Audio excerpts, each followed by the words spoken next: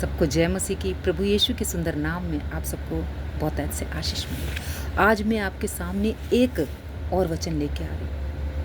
सोच रहे होंगे आप लोग कि सिस्टर आज कौन सा वचन लेके आई है। आज मैं लेके आ रही हूँ कि क्या, आज मेरा सवाल आप लोगों से है कि क्या पवित्र आत्मा गिराता है।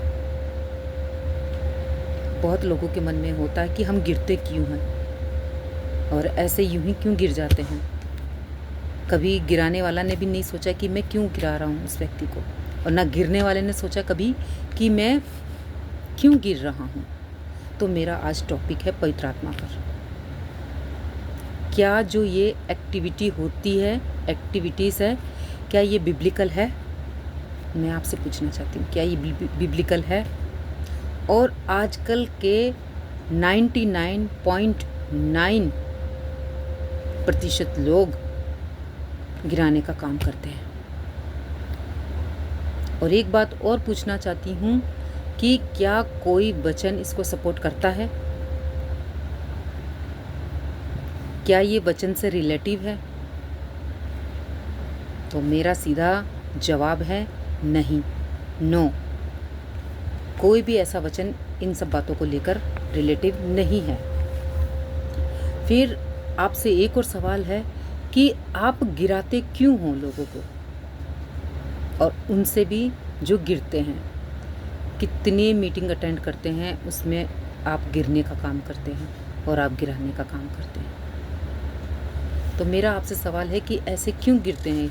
कहीं भी देखो, बड़े बड़े मीटिंग वगैरह होते हैं जहाँ कितने पास्टर आते हैं और लोगों पर हाथ रखते हैं, उनको गिराते हैं और लोग भी गिर जाते हैं। समझने की कोशिश नहीं करते हैं कि क्या सही है क्या गलत है। वो सोचते हैं कि जो आए हैं, जो पास्टर है, जो पादरी है, जो बिशप है, जो पोस्थल है, जो मोटिवेशनल प्रीच करते हैं, वो सब अच्छे हैं, वो सब सही है। लेकिन ऐसा कुछ भी नहीं है। आपको परखना है, आपको परखना है कि वो व्यक्ति वाकई बाइबल में से बात कर रहा है कि नहीं। आपको परखना है, आपको जांचना है, क्योंकि वचन कहता है कि मेरी प्रजा, ज्ञान ना होने से मेरी प्रजा नाश हो रही है। यीशु कहता है उनके पास जब वचन नहीं है तो विनाश की ओर जाएंगे, क्योंकि उनको समझ बुद्धि नहीं है। अगर हम परीक्षा में बैठते हैं पेपर देने के लिए, तो क्या बिना पढ़े दे देंगे? जब तक हमें जो पेपर में आने वाले हैं उनकी स्टडी नहीं करेंगे, उनके बारे में हम जानेंगे नहीं, तो हम कैसे पेपरों में पास होंगे? आप बताइए। तो हमें ज्ञान होना बहुत ज़रूरी है, और वचन भी हमसे कहता है कि ज्ञान ना होने से मेरी प्रजा नाश हो रही है, क्योंकि उन्हें सही और बुरे का ज्ञान नहीं है, समझ नहीं है।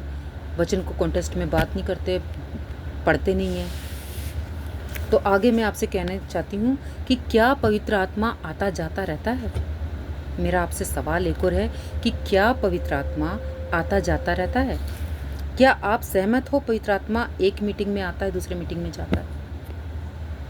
क्या आप मेरी बातों से सहमत हो कि पवित्र आत्मा एक मीटिंग में आता है और जाता है, फिर दूसरी मीटिंग में आता है, जाता है, फिर तीसरी मीटिंग में आता है, जाता है?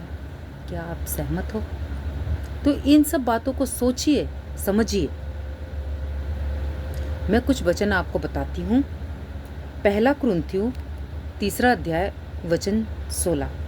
क्या तुम नहीं जानते कि तुम परमेश्वर का मंदिर हो और परमेश्वर का आत्मा तुम में वास करता है? फिर एक बार मैं रिपीट करती हूँ।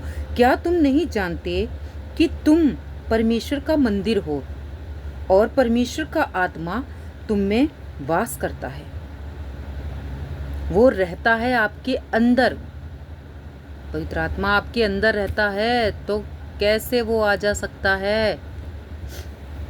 इसका मतलब है पवित्र आत्मा आता जाता नहीं है। जब वो अंदर रहता है, वचन हमको सपोर्ट कर रहा है कि हमारा जो शरीर है परमेश्वर का मंदिर है, तो वो आता जाता क्यों रहेगा? वो तो हमारे अंदर रहता है ना। और आप इसे केवी वर्जन में, इंग्लिश में भी पढ़ सकते हैं। उसमें भी लिखा हुआ है, बिल्कुल टोटल क्लियर, क्रिस्टल क्लियर लिखा हुआ है कि हम परमेश्वर का मंदिर है, और वो आने जाने का काम नहीं करता है, वो हमारे अंदर रहता है। यजिकल 36 का 2, यजिकल 36 वर्स 2। और मैं अपनी आत्मा तुम्हारे भीतर देकर ऐसा करूँगा कि तुम मेरी विधियों पर चलोगे और मेरे नियमों को मानकर उनके अनुसार करोगे। वचन हमसे क्या बात करता है कि मैं अपनी आत्मा तुम्हारे भीतर देकर ऐसा करूँगा। मैं अपनी आत्मा मतलब प्रभु यीशु बात कर रहा है कि मैं तुम्हें अपनी आत्मा देकर तुम्हारे भीतर ऐसा करूँगा कि तुम मेरी विधियों पर चलोगे, मैं जैसे बताऊँगा वैसे चलोगे और मेरे नियमों को मानकर उनके अनुसार करोगे। तो यजिकल के द्वारा ये भविष्यवाणी हुई थी। ओल्ड टेस्टमेंट में यजिकल ने भविष्यवाणी की थी। ये वचन कहता है, और मैं अपनी आत्मा तुम्हारे भीतर देकर ऐसा करूँगा कि तुम मेरी विधियों पर चलोगे और मेरे नियमों को मानकर उनके अनुसार करोगे। और न्यू टेस्टमेंट का कॉन्सेप्ट थोड़ा सा अलग है। न्यू टेस्टमेंट में कुछ अलग तरह से बोला गया है। यूहन्ना 14 का 16 मतलब यूहन्ना जॉन 14 वर्स 16। और मैं पिता से विनती करूँगा और वह तुम्हें एक और सहायक देगा कि वह सर्वदा तुम्हारे साथ रहे। और मैं पिता से विनती करूँगा और वह तुम्हें एक और सहायक देगा कि वह सर्वदा तुम्हारे साथ रहे। अब बताइए, क्या पवित्र आत्मा आता जाता रहता है? आपके सामने क्रिस्टल क्लियर बिल्कुल सबूत मैंने सामने रखा है।